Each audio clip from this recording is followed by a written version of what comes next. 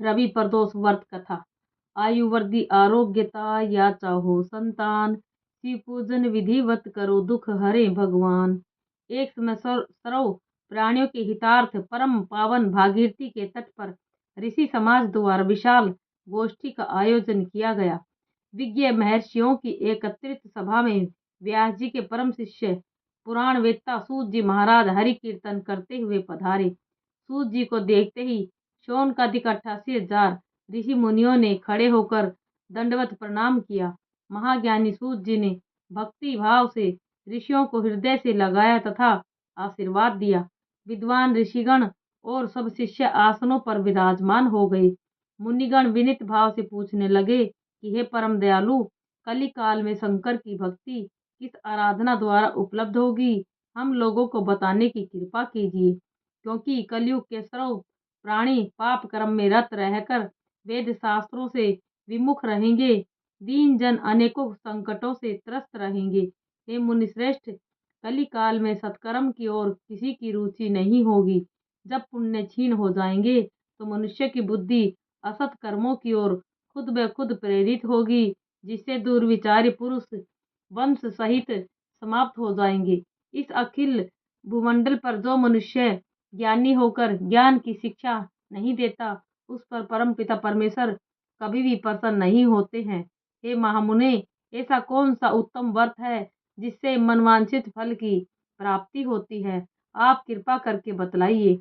ऐसा सुनकर दयालु हृदय श्री सूत जी कहने लगे कि हे श्रेष्ठ मुनियों तथा सोनक जी, आप धन्यवाद के पात्र हैं। आपके विचार सराहनीय एवं प्रशंसनीय हैं। आप वैष्णव अग्रगण्य हैं, क्योंकि आपके हृदय में सदा परहित की भावना रहती है। इसलिए हे शौनकादिक ऋषियों, सुनो, मैं उस व्रत को तुमसे कहता हूँ जिसके करने से सब पाप नष्ट हो जाते हैं। धन वृद्धि कारक, दुख विनाशक, सुख प्राप्त कराने वाला, संतान देने वाला, मनवांछित फल प्राप्ति कराने वाला यह व्रत तुमको सुनाता हूँ, जो किसी से मैं भगवान शंकर ने सती जी को सुनाया था और उनसे प्राप्त यह परम परम श्रेष्ठ उपदेश मेरे पूज्य गुरु जी ने मुझे सुनाया था, जिसे आपको समय पाकर शुभ बेला में मैं सुनाता हूँ। बोलो उमापति शंकर भगवान की जय। श्री सूत जी कहने लगे कि आयु वर्धि स्वास्थ्य लाभ के हेतु त्रयोदशी का व्रत करें। इसकी विधि इस प्रकार है। प्रातः स्नान करके निराहार रहकर शिव ध्यान में मगन हो। शिव मंदिर में जाकर शंकर की पूजा करें। पूजा के पश्चात अर्ध पुण्य त्रिपुंड का तिलक धारण करें। बेल पत्र चढ़ावें। धूप दीप अक्षत से पूजा करें। ऋतु फल चढ़ावें। नमः शिवाय मंत्र की का रुद्राक्ष की माला से जप करें। ब्राह्मण को भोजन कराकर सामर्थ्य दक्षिणा दें। तत्पश्चात मौन व्रत धारण करें।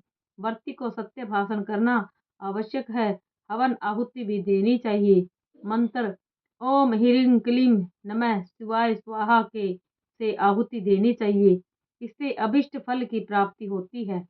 व्रती पृथ्वी पर शयन करे, एक बार भोजन करे, इसे सर्व कार्य सिद्ध होते हैं। श्रावण मास में तो इसका विशेष महत्व है। यह सर्व सुख धन आरोग्य देने वाला है। यह व्रत इस सब मनोरथों को पूर्ण करता है। हे ऋषिवरो, यह प्रदोष व्रत जो मैंने आपको बताया, किसी समय शंकर जी ने सती जी को और वेद व्यास मुनि ने मुझको सुनाया था।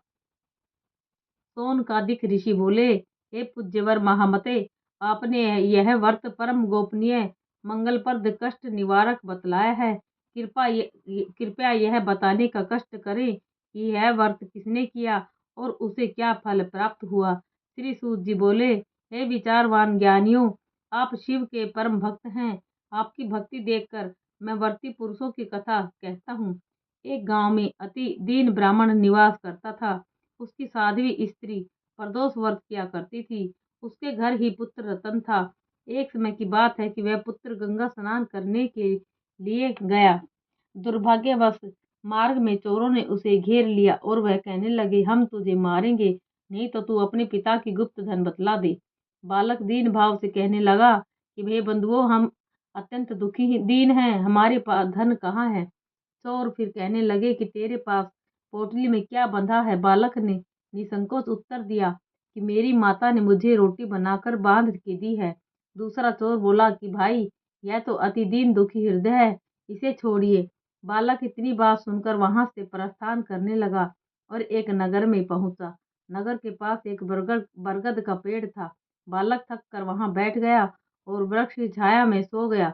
उस नगर के सिपाही चोरों की खोज कर रहे थे और खोज करते करते उस बालक के पास आ गए। सिपाही बालक को भी चोर समझकर राजा के समीप ले गए। राजा ने उसे कारावास की आज्ञा दे दी। उधर बालक की मां भगवान शंकर का प्रदोष कर रही थी। उसी रात्रि राजा को स्वप्न हुआ कि यह बालक चोर नहीं है, प्रातःकाल ही छोड़ दो, नहीं तो आपका राज्य वैभव सब शीघ्र ही नष्ट हो जाएगा।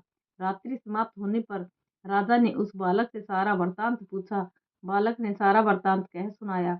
वृतांत सुनकर राजा ने सिपाही भेजकर बालक के माता पिता को पकड़वाकर बुला लिया। राजा ने उन्हें जब भयभीत देखा तो कहा, तुम भय मत करो, तुम्हारा बालक निर्दोष है।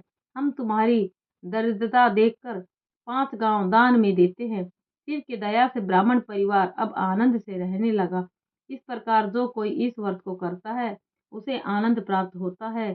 शौनकादिक ऋषि बोले कि हे दयालु, कृपा करके अब आप सोम त्रयोदशी व्रत प्रदोष व्रत की कथा सुनाइए।